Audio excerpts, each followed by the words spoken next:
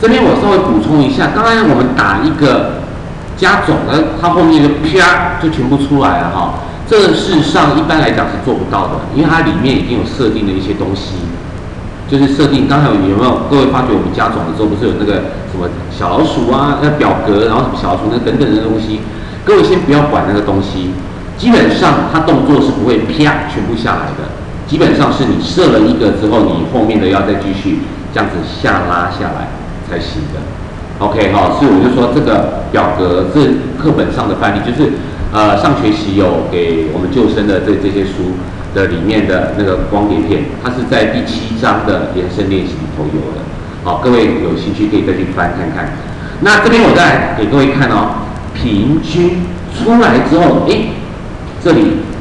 70.83，好，那这个东西呢，假设我有小数你觉得不好看，你想要整数而已。整数的话有几种做法，我们先来讲最简单的一个，就是假设我后面的小数都不要，我只要它整数就好，我直接把小数删掉、去掉，我只要它的整数。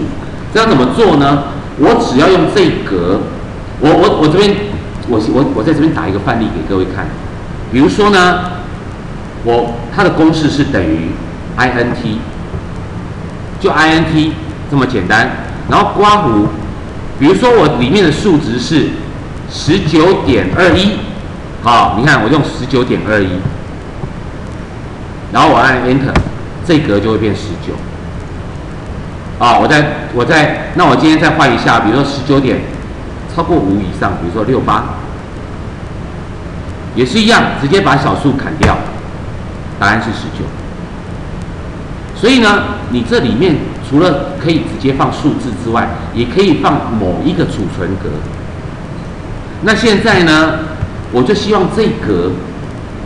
算出来之后，我要取整数。来，我们现在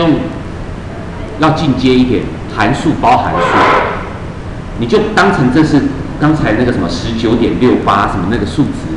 你只要前面再去加上等一下，你看我把这个游标点在这里哦，我点在这里 int 刮弧，看到没有？然后再到最后面再一个后面刮弧，我把它分开一点点，让各位看清楚。原本中间是那一格的公式，我只是在前面对加一个 int 刮弧，后面加一个后刮弧，就这样子而已，就 enter， 有没有70出来了？可是呢，为什么后面还有00？后面还有00，其实这应该是在这个按右键的储存格式当中，其实它有在这个地方。数值这个地方已经有设了，它让你有2位小数，所以我们设为通用格式就好，因为它都已经帮你设好了。有时候很讨厌，这个例子课本的范例，它都已经帮你套用的一些格式，害我们都不能做。那没关系，我们就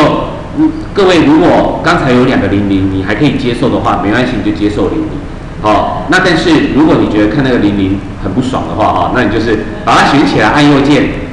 设定储存格式，然后把它设成通用。通用的话就是你不要给我套用任何格式，我要照我最一般的格式就好，这样子那出来就是这样子。所以重点在于公式是这样子，我只要在前面在等号的后面加一个 int 刮弧，然后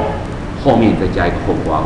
这就是公式又包就是函式包函式的做法。以前我们通常是我们做一栏是做平均，下一栏我们来做取整数，对不对啊？这样子看起来有点戳戳的。我们现在开始要进化了，函数包函数，试着做看。